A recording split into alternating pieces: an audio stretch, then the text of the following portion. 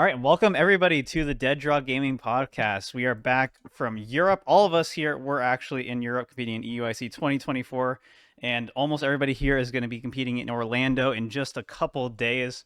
I am your host, Etchy. Joining me once again is Jake Gearhart. Hello. Gabriel Smart. Dave. Elder guest behind Gabriel Smart. Hunter Butler. Hunter Butler. And then Nick Moffitt. Nick, how you doing? How's it going? Not too bad, Matt. I got an article coming out on Chen Pao that I played at EUIC, hopefully tomorrow or Friday. So be sure to check that one out. Sweet. Cuttertap.com. Before we get into it, a quick little update on giveaways. We announced last time that we were doing a giveaway for our Paldean Fates ETB. That is concluded, so the winner is Robbie Weidman. Your name will be in the description below, too, so if you're not sure of the spelling, if I pronounced it wrong, it'll be there. Congratulations on your Paldean Fates ETB. Be sure to reach out to Dead Draw Gaming on Twitter or any of the social media platforms. Just reach out to us and we'll get that squared away. And we're also doing another new giveaway now for if you missed out on that one.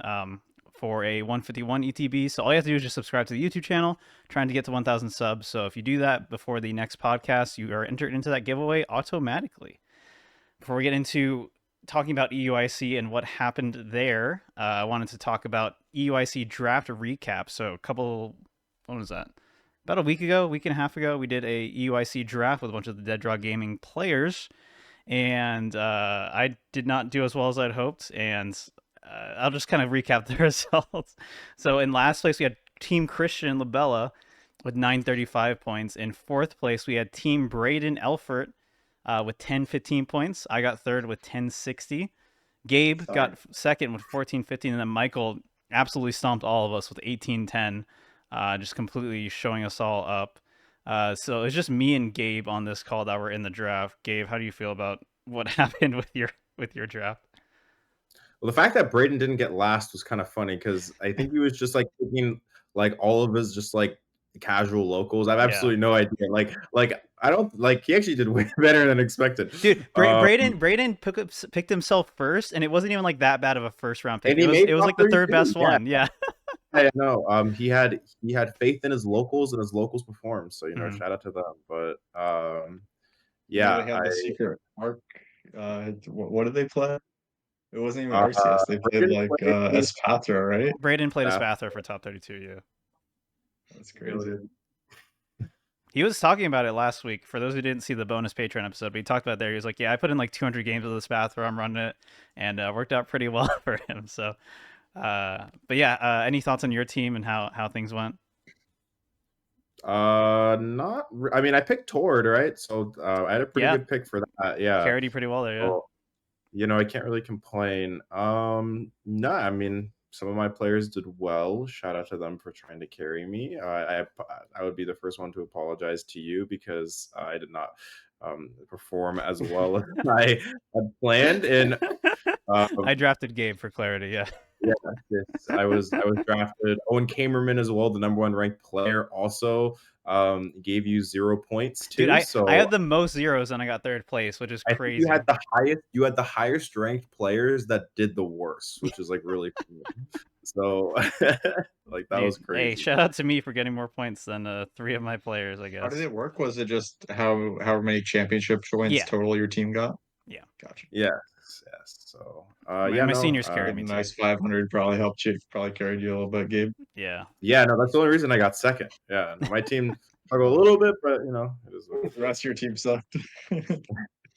Yeah, Michael kind of whiffed on Ian Robb #1 pick, but picked Bradner 8th, which was like a ridiculous late round pick to get. Yeah, super strong, and also got like a ton of William Azevedo too for another top 8 pick. And then I picked myself. I got some points with that. That was cool. I picked Azul first. That was I actually got Juho in round 6, which was another pick that carried me pretty well and helped alleviate the pain from the zeros. So that was my first time doing any kind of draft like that, and it turned out better than I expected. But we'll do another one again, probably for Worlds. I would definitely like to get on that for NAIC. That would be fun. Oh yeah, NAIC is before that. Yeah, we'll do one for NAIC for sure. Of course. If you missed any of that, check out the video. It's on the DDG channel. It's just the EUIC draft. It's the last video we uploaded before this one, so definitely check it out. Before we kind of talk about what happened at EUIC as a whole, I kind of wanted everyone to just kind of go around and just briefly explain their own runs and what happened. I know a lot of us didn't have like the runs we were hoping to get. I know Nick at least got a strong day 2 run going, or at least made day 2. So that is better than the rest of us. But yeah, so we can go in a circle and just kind of summarize very briefly, maybe highlight like one unique round you had. If you want to start, actually, Hunter, did you want to talk about it? Yeah, I'll just talk briefly and then throw some comments in there, and then I'll get out of here. Okay. Yeah, I went 5-1. I barely played any text for control. Played against 2 controls, and I also played against an Espathra, so that was nice. Did my best. Didn't feel happy with my deck. I didn't bring the cards that I needed to play the deck that I wanted to, so that's the only reason I didn't play the deck I wanted to. So I diverted to Charizard because it's broken. Play Prime Catcher, Hero Escaping your Charizard. Don't play Maximum Belt. Iron Hands is a terrible deck. Don't play it for this tournament. And Ancient Box isn't real. Those are my thoughts for the tournament. Thank you, Hunter. EUIC was fun. I think the meta was decent. Like, I don't think it was super toxic. I think we just saw that Charizard's the GOAT. Anybody who doesn't realize that it's a real deck, you're just coping. All right, thank you, Hunter. Jake, do you wanna highlight anything from your run? Yeah, I mean, I played Charizard, pretty like regular list. I did have the Regieleki in there. Didn't do too much though. I had some pretty unfortunate matchups, like, or unfortunate games, I guess. We had double brick against the Iron Hands deck one round, and then, or it wasn't a double brick, but I prized double Pidgey, so it felt like a double brick. And then like another round, I like win a game against Arctina, and then I owned them to 1 game 2, and they draw energy for game, and then donk me game 3. So I finished 4-3-2 or something like that. It was terrible, but I got some points at least, which yeah, I'm almost at my invite. I still like a lot of local points that I need to get, so I'll have to grind the locals in Chicago if I can in the next couple months. I will hopefully keep randomly playing you during these locals where you break against me, because that's what you always do, and then I'll prevent you from getting those points. Nick, what about you? Yeah, I played Chen Pao. The deck was fine. I lost to 3 mirror matches. 2 of them had Manaphy, and 1 I went second. So that was that. And then the other loss was a Charizard. But yeah, deck was fine. I might play it again. We'll see. Cool. Gabe, what about you? Yeah, so a little bit similar to Gearhart. I played a much different list though. I played the Charizard with the Regieleki. Started off pretty okay at 201, then hit some bad matchups. I didn't admittedly play my best games of Pokemon, I think, this weekend. So in my last round, I was 4-3-1, and I scooped to my opponent when we tied to get them their invite. So definitely was one of my worst IC performances. However, I think the deck was very good. Benny Billinger and seniors took our list and changed 1 card that I suggested he make, which was cutting the 3rd Charizard EX for 2nd TM Devolution. Ended up getting 2nd place in the senior division. So the deck ended up still performing quite well. I'm okay with the play that I made because I think this was actually one of the hardest metas to, I guess, kind of really predict in metagame for that I've dealt with in a long time. Usually I feel pretty comfortable going into ICs in, most regionals, because I have at least an idea of, where I think the metagame is at. But this one was kind of all over the place, especially having to prepare for Vancouver, which was, right before, which was in an entirely different format. Also made things a little bit awkward as well, because it was such a short, turnaround. So I definitely didn't feel as prepared as I would like to, but I'm feeling much better for Orlando, and I have a pretty good idea of what I want to play. So yeah, things are definitely looking up for that. But yeah. Awesome. On my end, I played Lost Zone Box. It is the same list I've been playing on my own stream for like a month now. Basically just what I've been practicing this whole time. I felt pretty good about the deck as a whole. I didn't like the way I ended up building it going into the event. I was having issues with some consistency in like mid game, especially like the week going into the event. But I was like too afraid to change things, so I didn't end up changing anything. I started 4-0, 8-0 in games, and then I hit round 5. I won game 1, and then game 2, my opponent was breaking. I was in a really strong position. Then my brain just like stopped working because 5 rounds of Lost Box, and I guess my brain can't handle it. And I just made like 4 mistakes in a row. And then after that point, I like lost 2 rounds to like bricks. Just like my deck completely stopped functioning for the next 2 rounds after that 1 round. So I was in the winning in. And then round 9, my brain shut down once again as I was setting up for game 2. I put out 4 prize cards instead of 6 and did not realize until my turn was over. So that ended my run. But that's still, I think, easily the strongest start I've had at an event so far, and definitely the best I've felt about my play. If I'm not going to Orlando, but if I was going to Orlando, I probably would not play Lost Box. Well, I would play Lost Box only because it's all I've practiced this last month. But I don't feel too great about the deck right now. But I'm sure somebody will figure out a good list for Orlando, surely. But yeah, that is the recap of everybody's event for EUIC. Everyone here is going to Orlando, except for myself. And I kind of wanted to start talking about kind of postmortem for EUIC with talking about some highlight cards that kind of surprised some people. I know some top players were like fully expecting these cards to show up, but a lot of general people, they weren't like super common in like online tournaments and stuff. So wanted to talk about them. Both of these cards were in the finals as well. First up, I want to mention Bennett EX, which was thrown into the Lostina list and also kind of popped up in other builds too. We saw Braden playing it in his Espathra list as well, trying to just fix some random matchups and give you potential outs in other situations as well. Who wants to explain why Bennett EX is so good in Lostina? It's not. It's cool. Yeah. I'll let you explain, but that's just my opinion. Yeah, I think it's basically just for Chen Pao. Yeah. It's like okay in some other situations, but when the room was like pretty full of Chen Pao, it was probably a decent call. But now that Chen Pao had pretty poor results at EUIC, I'd say, then I think it doesn't really deserve the space in Tina right now. But yeah, it's decent in the matchup, and then can come up in other situations. But yeah. Tina already struggles with consistency, and having an extra like 3 dead cards in your deck is not great. Yeah, I honestly think that the other one's good though. Yeah, the other Bennett's the other one's a consistency good card. one. That so, card so we're calling a 1/1 blind deck. Yeah.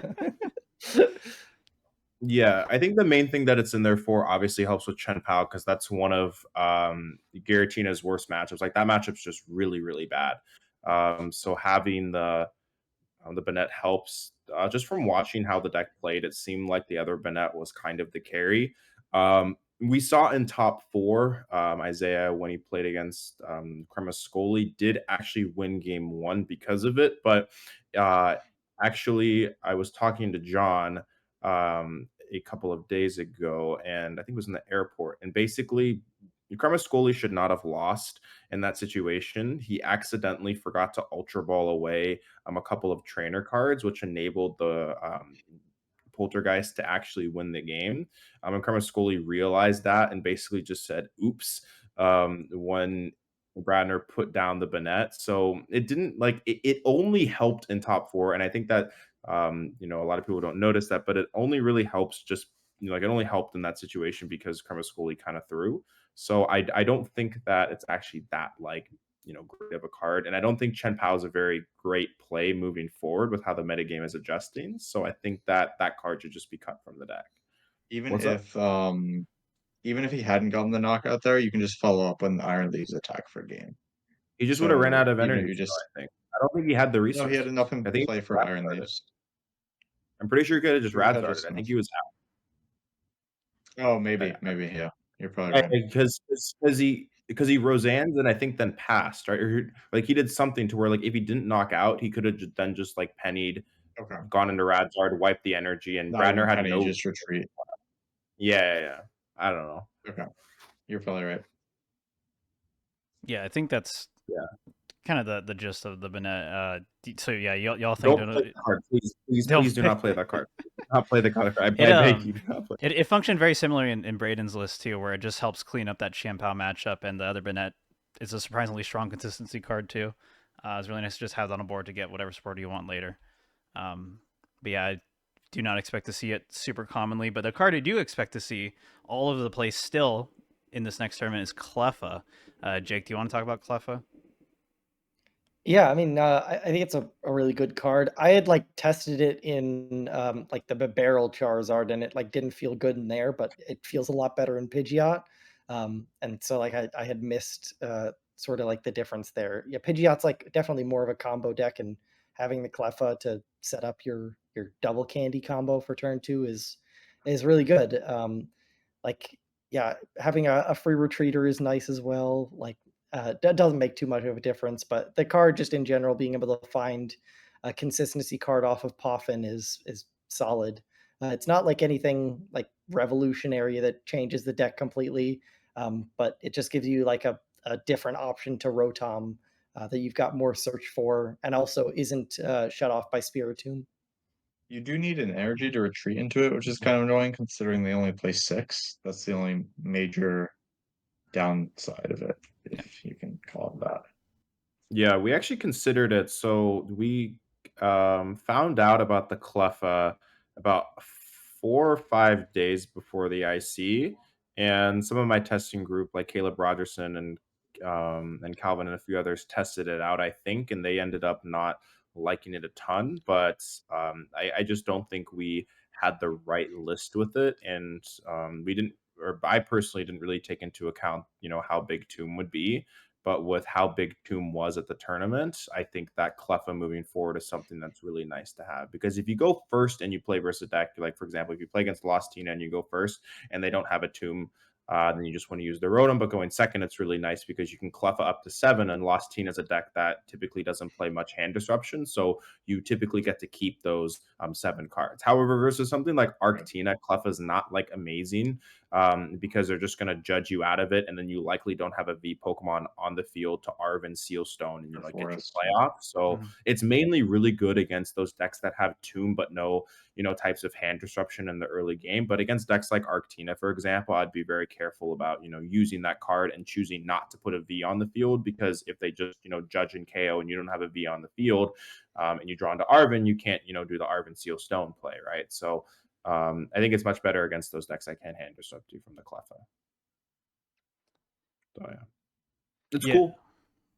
Yeah, it is. It is cool. That actually brings me to one of the first mailbag questions from Twitter that we'll do, from Bob McDougal, asking, is Tomb as good anymore now that Zard and Control play Cleffa? You mentioned, Gabe, that there's a lot of Tomb this past weekend. It does kind of just neutralize the Rotom completely, and Luminion as well. So the Cleffa is your only out for those. But so should those decks that play Tomb still play Tomb? I think so, because I think that Pidgeot control is really good. I think that Pidgeot control is good. Being able to stop Rotom just makes a lot of sense right now. I think having at least a fighting chance against Lugia, which I think actually Lugia gets better after this weekend. I think Lugia is a stronger play. I think that the card is just in general good. Like I think Arctina should 100% keep that card in the deck. Just because as I mentioned, like even if they use the Cleffa, you can judge them out of it. I think Lost Zone Tina has a little bit more of an argument to cut it. But I would personally be safe and just keep it in the deck, especially with all the control hype that's been, getting talked about. So that's what I would say. I mean, you have space. It doesn't hurt to keep it. Personally, I think you could probably find a better card to play. I would just play some other random consistency card most likely instead. Yeah, I think it'll come down to just how worried you are about control, which we'll talk about for Orlando in just a little bit. So those are the two kind of standout cards. Are there any other particular noteworthy cards that y'all want to talk about before we just talk about decks as a whole?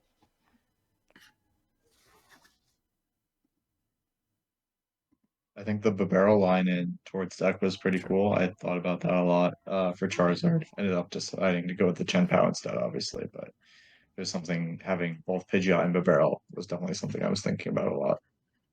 I guess the other one would be Regieleki. Sure. That's probably the one thing. I think that was one thing. End up making top 8, but there was a few around the top 32 area. Yeah, I know Brent got top 32 with it, I believe. I think there was Regieleki in his list, and then also Aiden Kuz as well got top 32 with that. So I think that was like the big cool tech card. I know that there was like the Yelchir and Tord, which like we can go over later on. But I think the Regieleki was kind of the really interesting thing that a lot of people don't really know how it functions. Yeah. Do you want to explain that for viewers who aren't aware? Yeah, so the thought process is that when you play against a deck like Snorlax Stall, you're able to consistently loop back the Toro, and you can knock out multiple of your Charmanders because Heat Tackle deals damage to yourself. So you can pretty much keep an unlimited amount of your resources, knock out multiple of your Pokemon, and sweep them with Charizard. That's like the very dumbed down kind of explanation of it. There's a lot of other things, but like it allows you to get back vacuums. You can loss on other tool cards, and you just kind of keep this like almost infinite loop. Going to where you'll eventually be able to take all 6 prize cards. With like it's going to take about 40 minutes, but you can do it if you play quick enough. It also is really good against the Charizard mirror match. What you can do is you can Lost City their Charmeleon when it hits the board, and then you can use the TM Devo. And then you can go into the Regieleki and get back the TM Devo and do it again, and you can pretty much run them out of resources. It can sometimes enable situations where you can TM Devo spam decks like Chen Pao as well. There was a couple situations where the Regieleki was game winning, but there was also a lot of situations where the card was just kind of dead. So I personally, if I was playing Charizard, I'm just going to probably cut all the tech cards in general. Like the Regieleki, but it's a cool card in general, and I think that it's kind of interesting to play.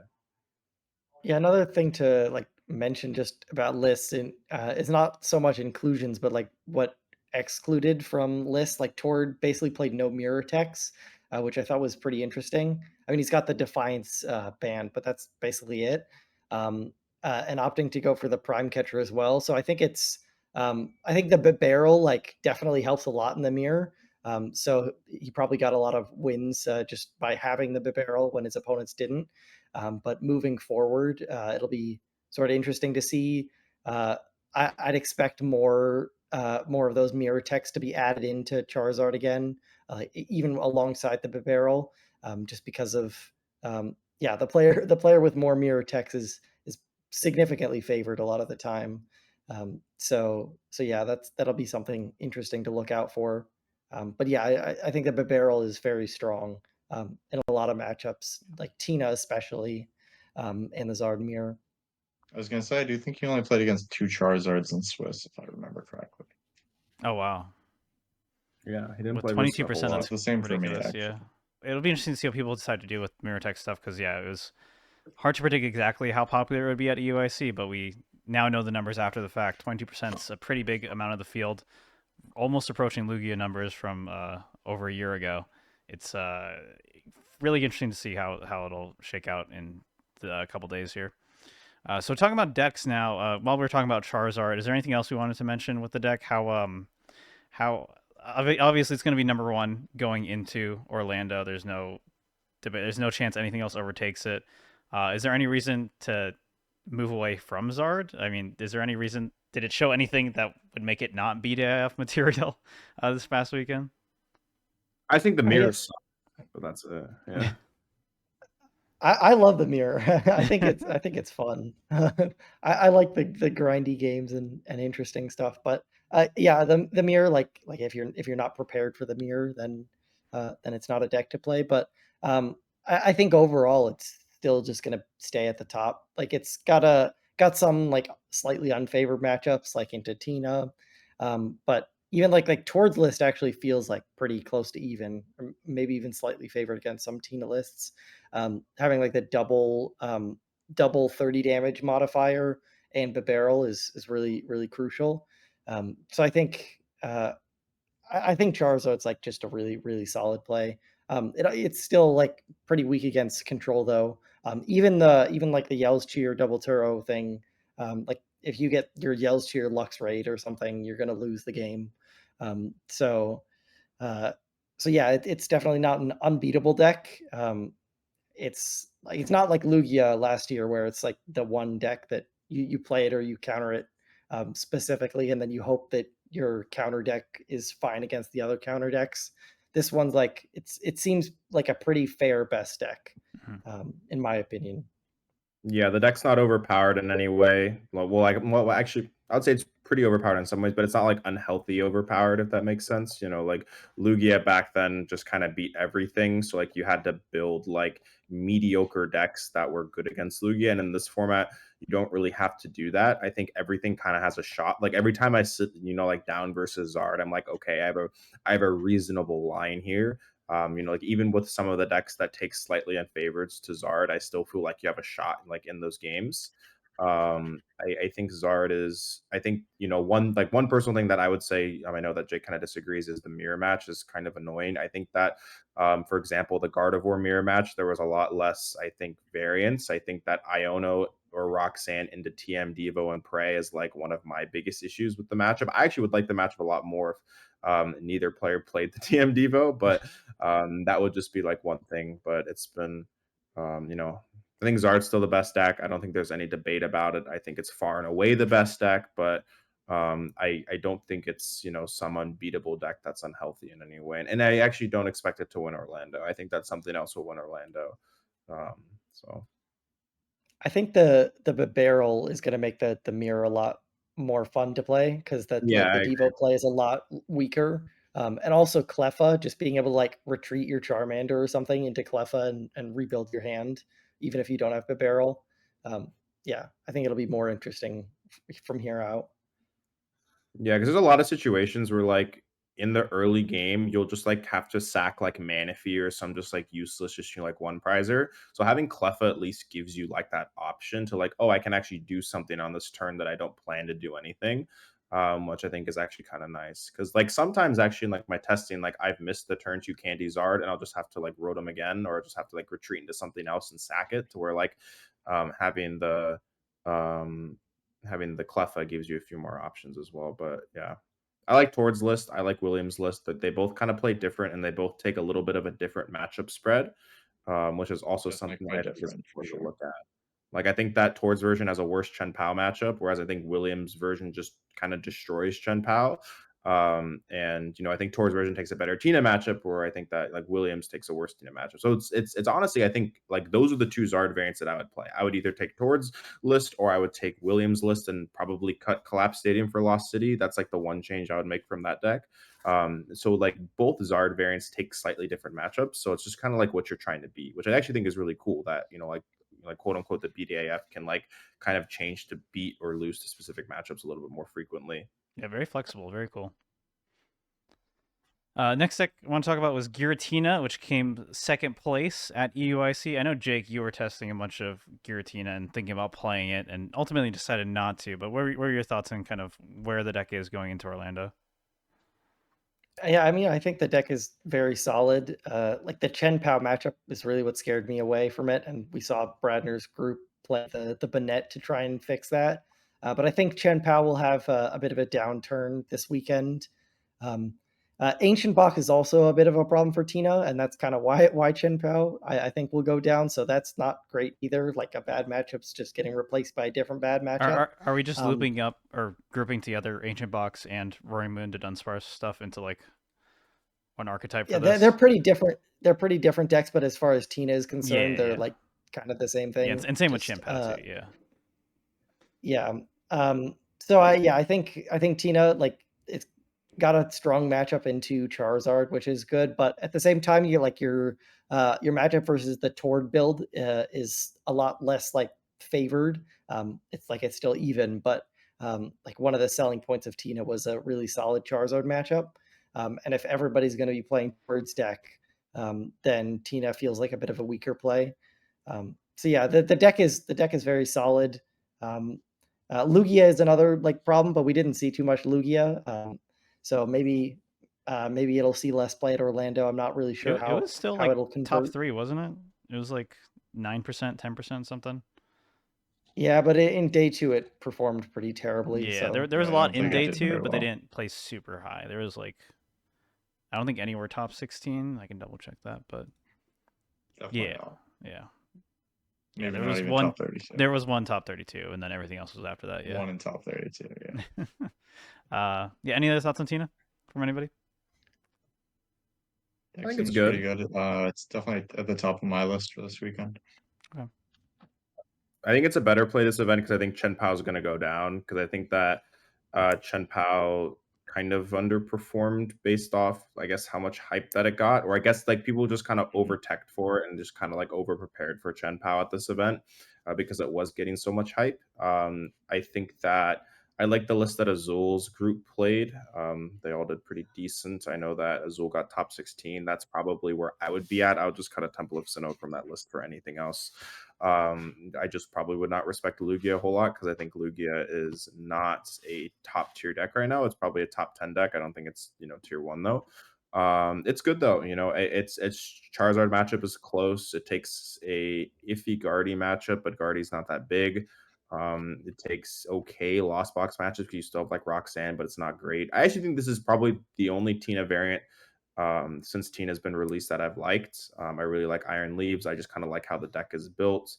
And I think it's definitely going to perform well. I would say that like I think there'll be more Tina in top 8 than Zard, which maybe that's a hot take, but I think that Tina has an insane matchup spread. And if it hits all the Zard and you're able to set up, you're pretty okay into that matchup, which is good. So yeah, no, it's good. I like it. It's definitely one of my choices for the event, but Okay. yeah. I think if you just swap the Temple for a Vacuum, like your Gardevoir matchup's probably pretty fine. It seems like similar to last format where you just Requiem a Gardevoir and then trade one prizers, but Gardevoir doesn't have anything that can tank anymore, except for the like Fluttermane's pretty annoying, but and Yeah. Klefki. So yeah, if you And draw out of like that Abyss Seeking early would be game, fine. yeah, Yeah, exactly. you can actually pretty freely Abyss Seeking because they're not going to punch you with like a reversal. They have to like overload like a Drift Balloon or something like that, which then you can just vacuum. We've been talking a lot about Qian Pao, which is a deck. A lot of people are saying it's underperformed, but it still had an incredibly good conversion rate for day 2. It just underperformed in day 2. Yeah.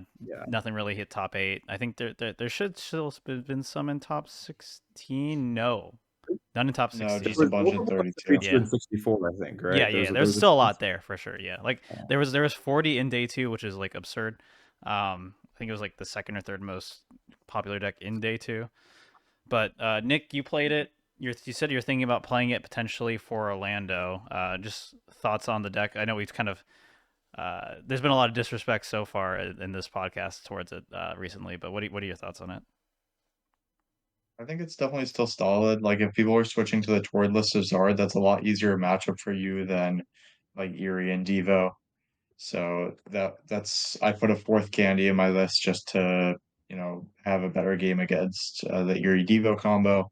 Still ended up losing a game to it because they Erie 2 candies turn 1 going second. They just opened Erie and played it, and I lost that one obviously.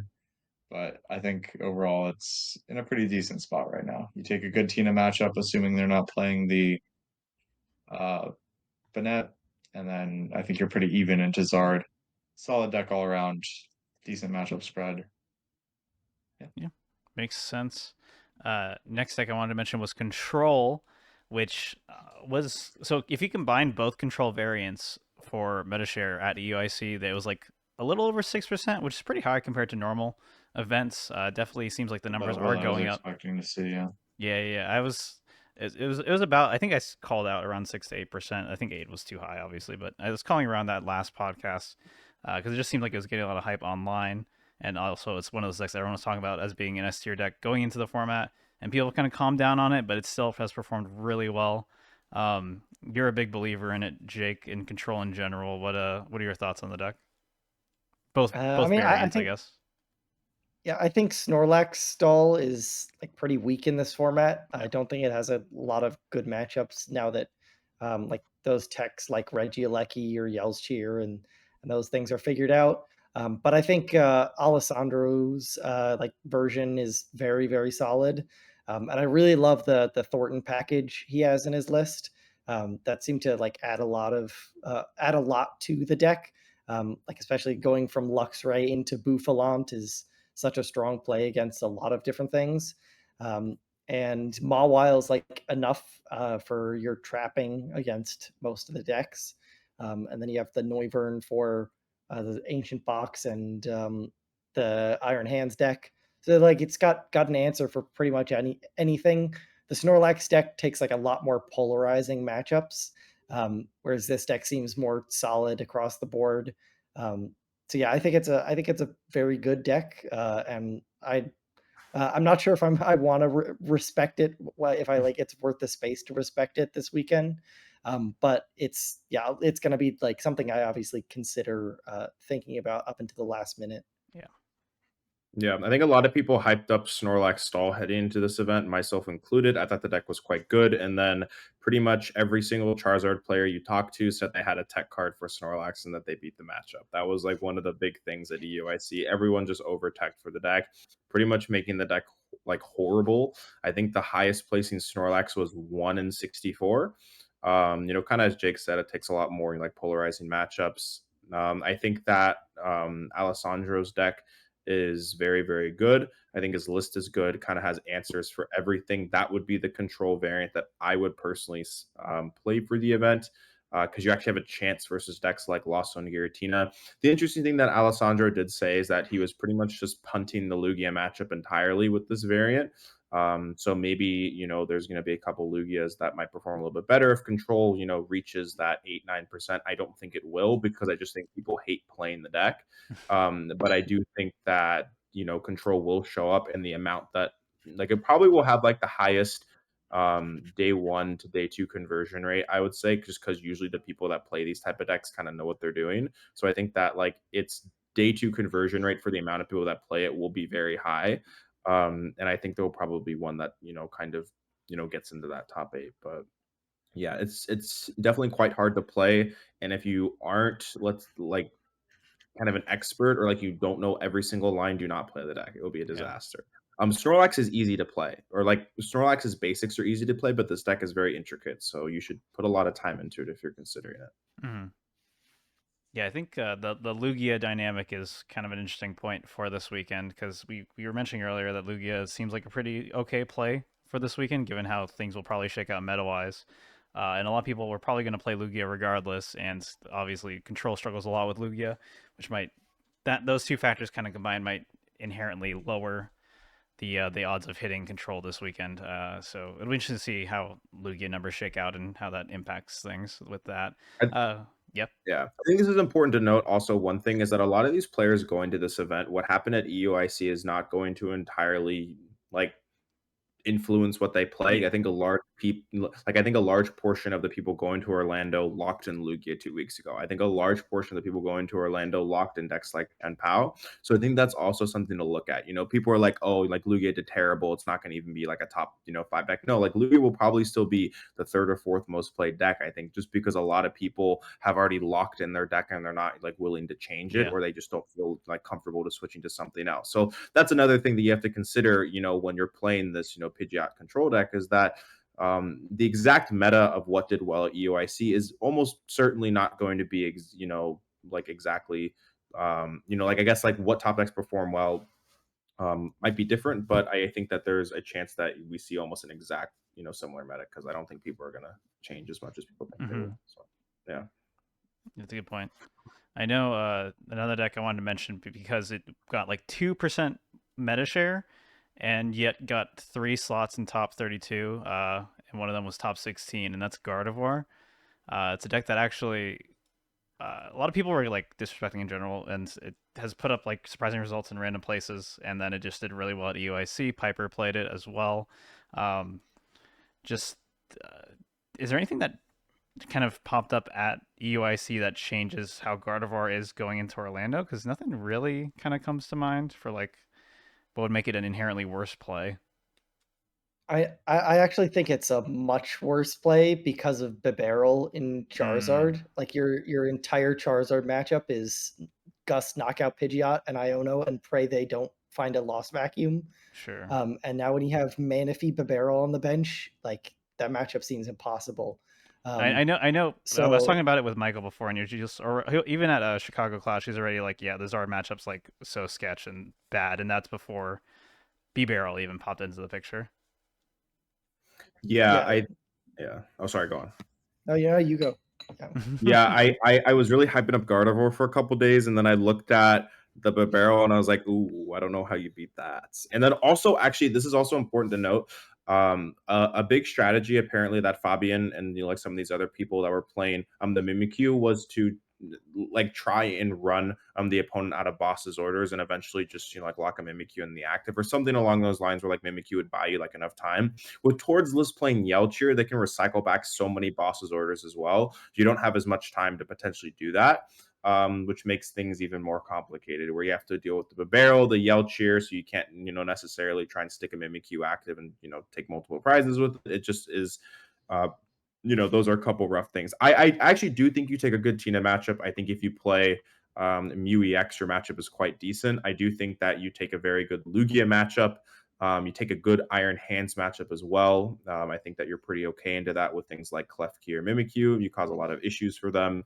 So I think the deck is good. The Charizard matchup is just not great, and I think that's a problem. Your control matchups, your stall matchups all aren't very good either, just because you don't play as many energies as you used to. You're only playing 8 to 9, whereas Gardevoir used to play 12, and that was sometimes barely enough, just to get, through Snorlax, and oftentimes wasn't. So your Charizard matchup is the big issue. And I think your Baby Roaring Moon matchup is really scary as well. And those are a couple, decks that I think are very hyped up heading into this weekend. Yeah, I think one of the things to note, like the Gardevoir has like the advantage of refine into like the Snorlax, the pure Snorlax stall deck, because Mantine is like not really in lists right now, so you can just discard all your liabilities. But that doesn't work as well against like the Pidgeot version, because they can start attacking and create threats like a Pidgeot with a cape on it with a ton of HP that you just can't one-shot back. Just even taking a couple knockouts, like it forces you to bench stuff. So that's why that matchup is a bit tougher. Whereas, yeah, the regular Snorlax is like fine, but Pidgeot control is tough, and that's going to be the dominant control variant from now on, I'd expect. Yeah, I know Alessandro did beat Fabian in round 9 of day 1. Yeah, makes sense. The last deck I want to talk about was Roaring Moon to Dunsparce, and we can also kind of talk about Ancient Box as well. And I wanted to start with Nick for this, because you, on this podcast previously and on your article on Cutter Tap, you were saying before, you can play Roaring Moon, you don't need the other Ancient Box stuff, and it's totally fine, it's pretty strong. And then a Roaring Moon list does make top 8 at EUIC, but it is with the Dunsparce partner, which did pop up online and did pretty well in some Limitless tournaments leading up to the event, and then ended up doing really well at the event. So yeah, what are your thoughts on this Roaring Moon list and whatnot? Yeah, the Dunsparce was not something I had on my radar at the time I wrote that article, but I think it's probably the best way to play the deck. I should probably put a bit of time into it for this weekend. I think you could maybe make some edits to the list, like some Friendship Poffin to find 2 copies of Dunsparce. Another issue, so I played against one in Swiss, and I kind of destroyed them because I was able to Greninja their Dunsparce whenever they put them down, and they were just never able to draw through the deck because of that. So maybe including a Manaphy could be good as well. Was something I just thought of a few minutes ago. And then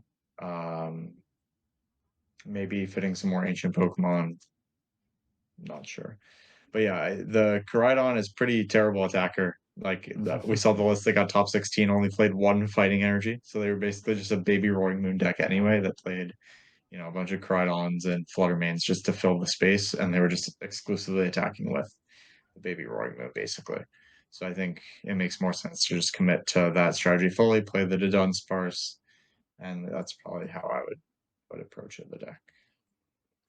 Yeah, I've tested a little bit of both variants. I actually will just note this. The first thing I cut from the list that got top 8 was Penny. I think Penny was a good control tech, but I don't actually think you need it. I just would not respect control if you're playing that deck. I don't think it's even a control tech. I think it's just to pick up your Roaring Moon EX if you start with. I know yeah, I actually don't. That's what I don't know. Gabriel Fernandez also played a Penny in the seniors winning Ancient Box list, and was like, yeah, it's the greatest card ever. I love this card.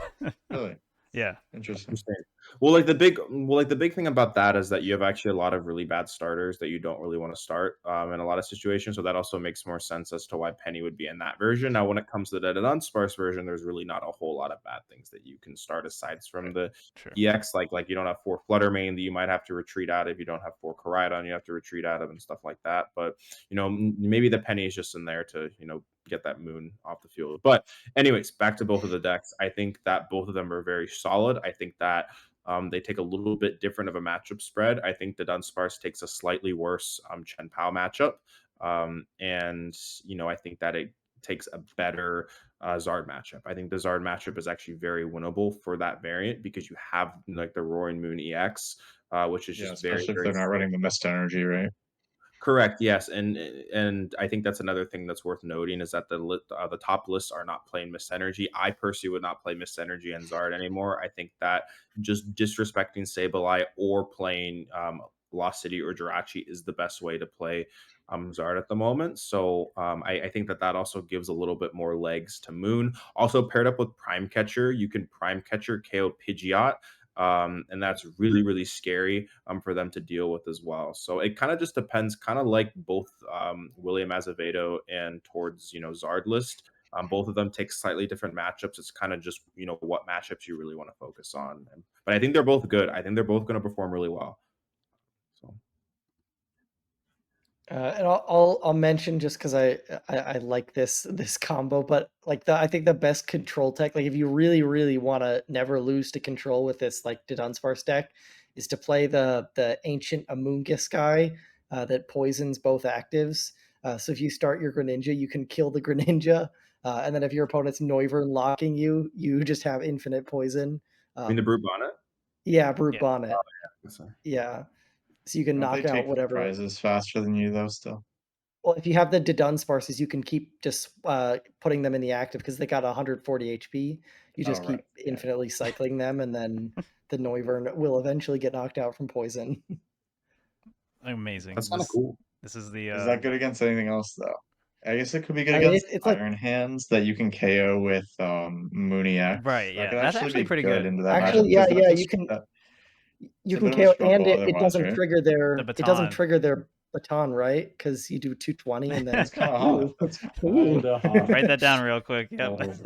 Write that down. Write that down. No, that makes a lot of sense. Brute Bonnet? Yeah, Brute Bonnet. Yeah. All right, I'm gonna cook this deck up tomorrow or Friday. We'll be in there. What if you start it though? That it does have 3 retreats. That's why you got your penny. Yeah, keep the penny, I guess. That's why the penny. Yeah, you can't attack with it too. Technically, it's like 3 energy. 3 energy, 120. One of them's colorless, but yeah, just 120. Huge. It's usable. Yeah, giving Tina infinite time to set up doesn't sound too good. Yeah. I think you should be fine in that matchup anyway, even if they have infinite time. Like, what is Tina gonna do against her baby Moon? Sablying and Greninjaing around it. Okay, I guess that's I don't probably know. true. Yeah. You gotta find that one. The Manaphy too. Yeah. Yeah, your Manaphy can't get trapped if you're poisoning your Manaphy. So. Yeah. It's true. All right. This is the exclusive tech stuff you learn only by listening to the DDG podcast. So thank you for that, Jake. Any other decks we wanted to mention with regards to EUIC/Orlando before we kind of talk about Orlando itself? Okay, cool. So talking about Orlando, we talked a bunch about our various thoughts on all the different decks, whether or not we think, you should be how worried you should be for some of them for Orlando. I want to start with saying the perennial question of how worried should you be about control for Orlando. I ask this for every event that we've done this podcast for. So yeah, how worried should people be about control? The answer should always be no, because the deck doesn't take much of the format. Every time I worry about it and bring like Spiritomb or something, I don't hit it. So I think if you want to if you want to like win the tournament, you'll probably hit like 1 or 2 at some point. But if you want to like top 32, you probably don't even need to care about it because you'll only be hitting like 1 at some point, and that's like fine. But yeah, really good players will play it. But if you're not going to hit the really good players, They're probably not playing control, and I think like with how poorly like the Snorlax stall deck did, that kind of like most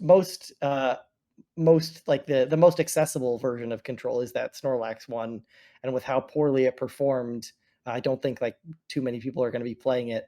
Um, so yeah, I'd expect overall there to be less control. And so yeah, it's like something you probably don't need to respect, but I wouldn't be surprised if it gets another top 8.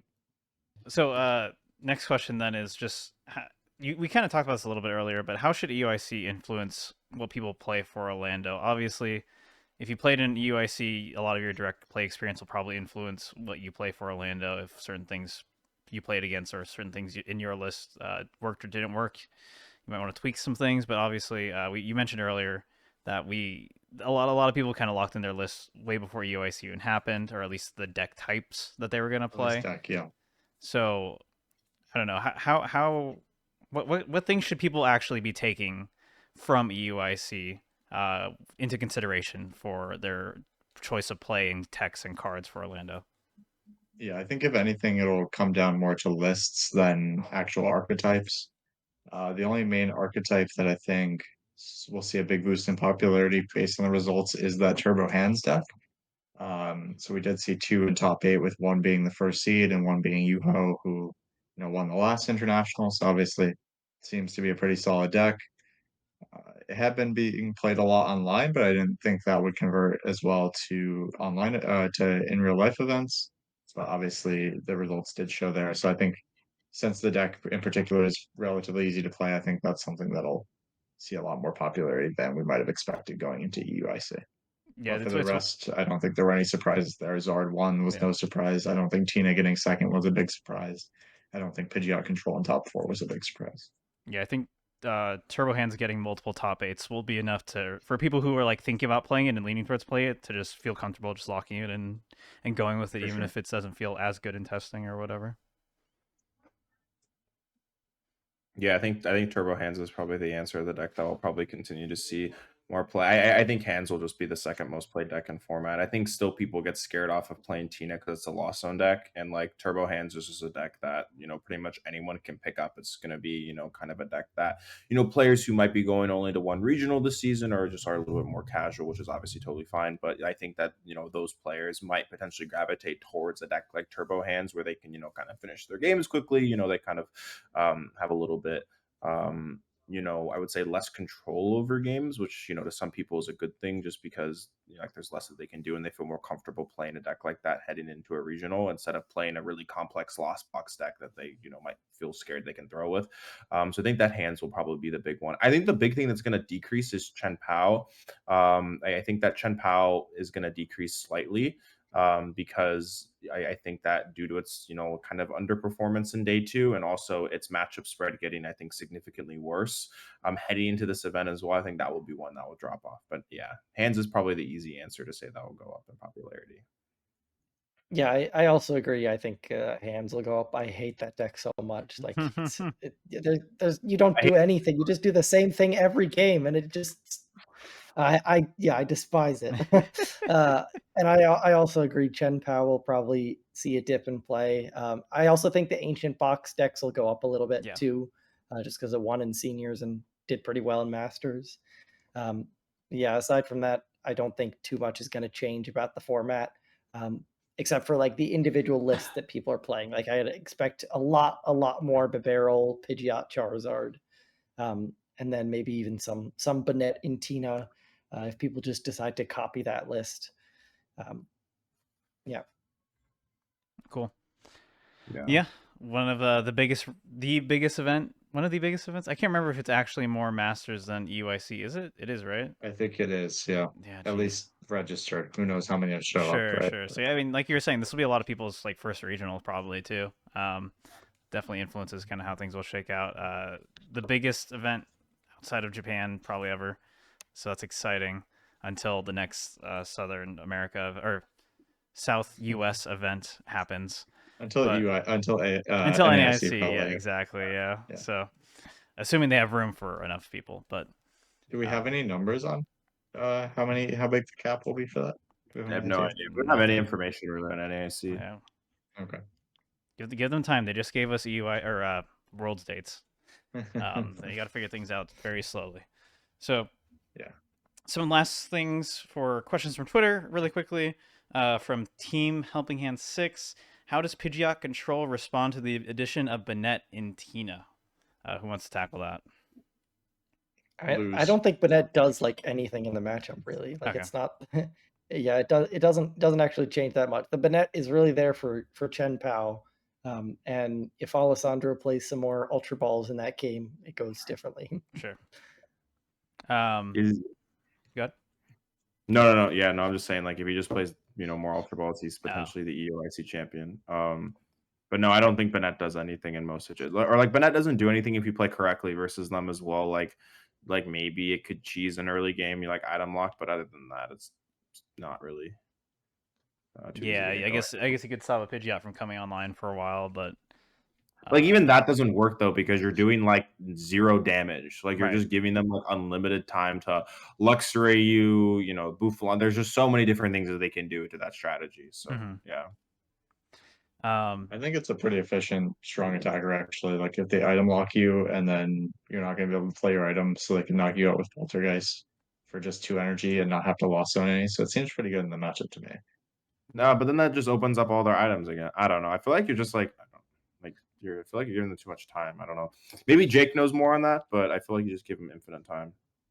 Yeah, I think once like Mimikyu comes into play, like Banette stops being as useful, just because putting up Mimikyu and then just passing is like. What's his retreat? Then you just cram it, right? It's like 2 retreat. Yeah, you can cram it, but that's Banette is 2 retreat. 2 is like a pretty. That's annoying. Even kind of thing, yeah. If you had 1 retreat, it'd be a lot easier. But you can just play a switch. That's fine. Yeah, when your switcher gone, Eerie. Yeah. Yeah, I mean, it helps a little bit, but I don't think it's like something Control decks need to adapt to. Sure, yeah. I mean, like they were already like the Tina matchup was already like somewhat sketchy. I think maybe with Tina's like cutting Spiritomb, it'll probably like go up in total. Like if you're playing Banette but not Tomb, I think the matchup is better overall. You'd rather play against Banette than Spiritomb, you're saying? Yeah.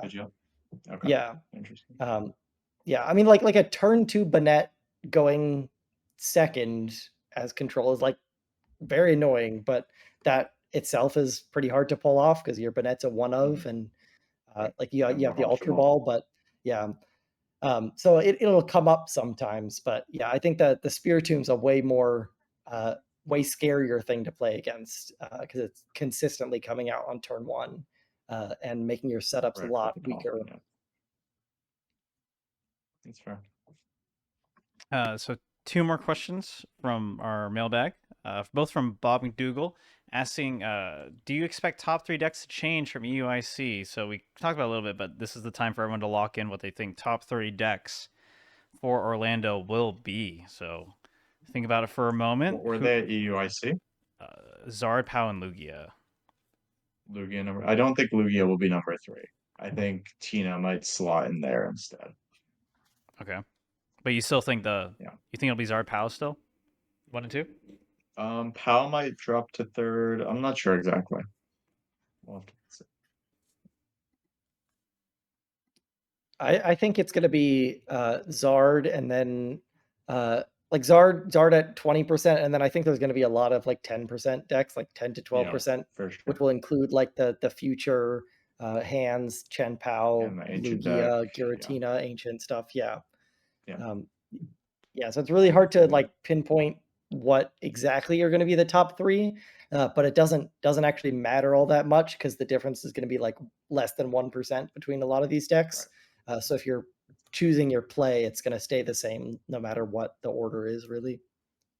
Yeah, I think we're going to kind of go back to last format where like there's a bunch of like decks that kind of hover around 8 to 10%. I think we just kind of needed the dust to settle from, EUIC for people to kind of figure out exactly, okay, like this is where the metagame is, heading. I think the top one will obviously be Zard at about 18 to 20%. I think that's probably where it's going to be. I actually think Iron Hands is going to be the second most played deck. I think that deck's going to spike up in popularity just because of how all it did. And then I think Tina actually will be in the. I think Tina will be the third slot. I think there's just always Tina players that are kind of just waiting to play the deck. And I think that, like when, like Tina is good, a lot of people just kind of hop on the Tina bandwagon. I mean, we've seen this in previous formats as well. And now that we kind of have that validation that, Tina is, one of the best decks in format, I think that, that deck will probably be the number 3 deck. I actually could see, Ancient Box maybe compete for that 4th slot. I think that that's a deck that a lot of people are going to gravitate towards. It's a 1 prize deck, pretty cheap to pick up. So I think that deck actually might see a lot more play, but I think a lot of people might just be too worried of the Zard matchup to play it. So yeah, it's going to be interesting though. I agree completely with Gabe, almost in every way. I think that you said hand second and third, Tina. That's what I think it's gonna. I think Chen I agree. off like quite a bit because I don't think it's as powerful as it was. Everyone's saying Chen Pao fall off, which means it probably won't actually fall off too much, but I think it'll probably still be like.